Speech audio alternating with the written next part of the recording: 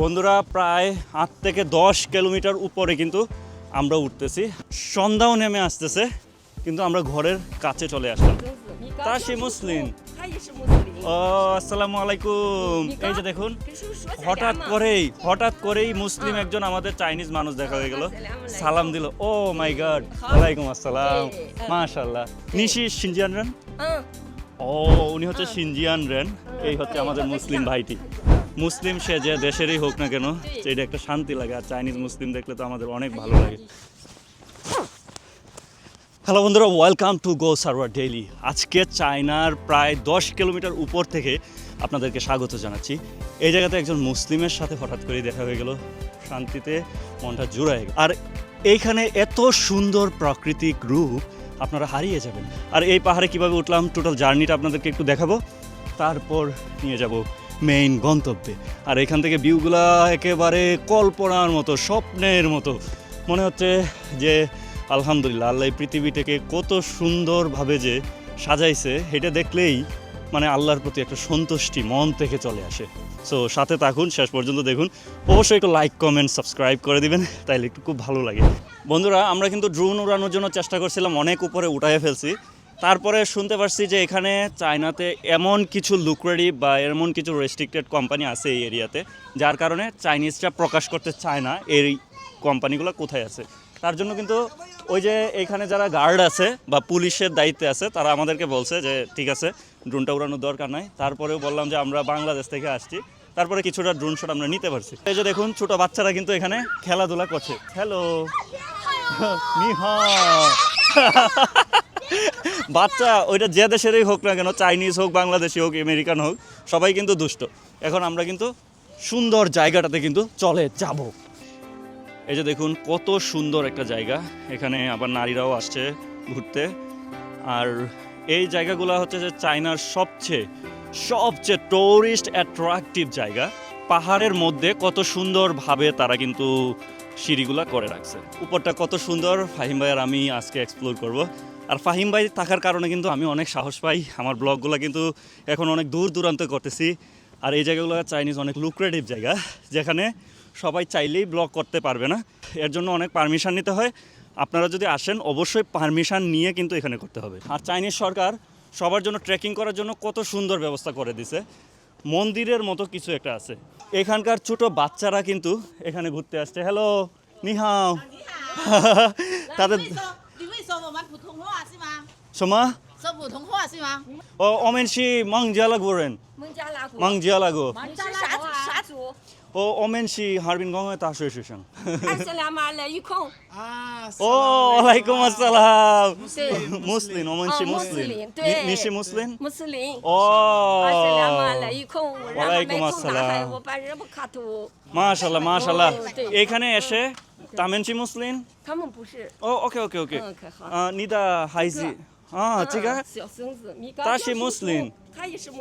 ও আসসালামু আলাইকুম। এই যে দেখুন হঠাৎ করেই মুসলিম একজন আমাদের চাইনিজ মানুষ দেখা হয়ে গেল, সালাম দিল। ও মাই গড, ওয়ালাইকুম আসসালাম, মাশাআল্লাহ। নিশি সিনজিয়ান রেন? ও উনি হচ্ছে সিনজিয়ান রেন।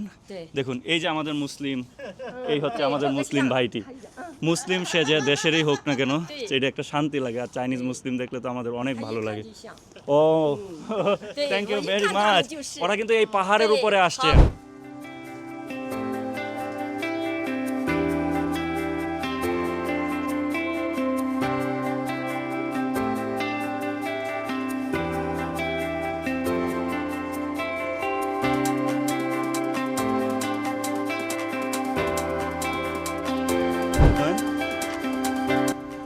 这个什么名字？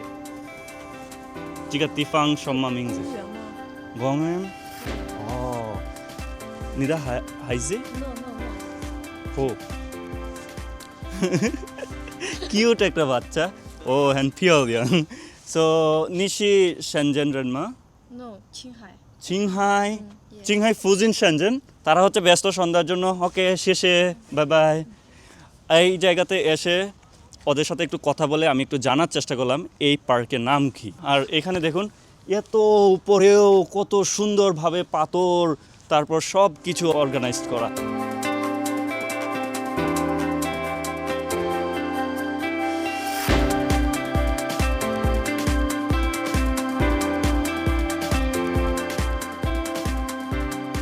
আঁকা বাঁকা করে যে গেছে, এটা চাইলে কিন্তু সোজাভাবেও দিতে পারে।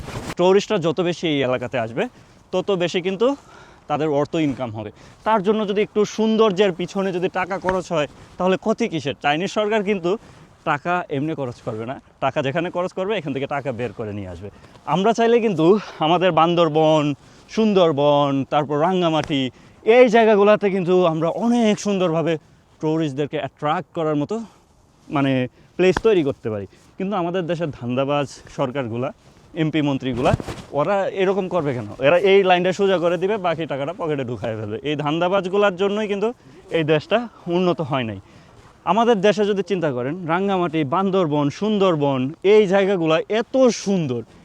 এখানে যদি আমরা টাকা খরচ করে যদি কিছু একটা করতে পারতাম চায়নার মতো, তাইলে কিন্তু আমাদের দেশে বিদেশ থেকে যখন মানুষরা আসতো, বিদেশি অর্থ উপার্জন করতে পারতাম। বিদেশিরা যখন আসতো তারা তখন বাংলাদেশকে নিয়ে অনেক জায়গায় বলা বলি করতো যে বাংলাদেশ সুন্দর, বাংলাদেশ নাইস, বাংলাদেশ বিউটিফুল। এই জিনিসটাতে কি হইতো জানেন? আমাদের দেশের মানুষ যেখানে যাইতো তখন মনে হইতো যে না, এই যে সুন্দর একটা পিকচার দেখছিলাম, এই দেশের মানুষেরা। কিন্তু আমাদের দেশের ধান্দাবাজ সরকারগুলা, তাদের মেইন টার্গেট কিন্তু তাদের ছেলে মেয়ে আত্মীয় স্বজন সবাই থাকে আমেরিকা, কানাডা। তারা এই দেশ উন্নয়ন করে কি করবে? এই দেশে যত সরকার আসছে সব সরকার জনগণের সাথে ধান্দাবাজি করছে। কোনো সরকার চায় নাই দেশের মানুষ উন্নত হোক, দেশ উন্নত হোক। এখন আমি এই জায়গাগুলোতে আসলে আমি ইমোশনাল হয়ে যাই, আমি অনেক কথা বলি। বলতে পারেন যে সারোয়ার ভাই আপনি একটা ফালতু মানুষ, অনেক কথা বলেন, কত বড় এমপি মন্ত্রীরা আপনি ধান্দাবাজ বলতেছেন, যে কেন বলতেছেন এরা এত বড় মানুষ? ভাই ওরা আসলেই ধান্দাবাজ। আপনারা যদি একমত হয়ে থাকেন, আমি আবার বলবো এরা ধান্দাবাজ।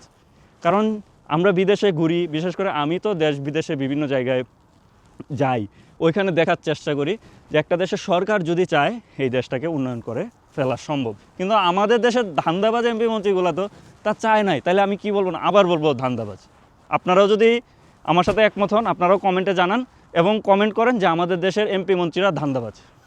কমেন্ট করেন, আমরা সবাই মিলে একসাথে বলবো ধান্দাবাজ। আর যে মানুষগুলার এই জিনিসটি বলার পরে শরীরটা একটু জ্বলবে, গা শিরশির করবে, হ্যাঁ ধান্দাবাজ বলতেছে, এইগুলোও ধান্দাবাজ।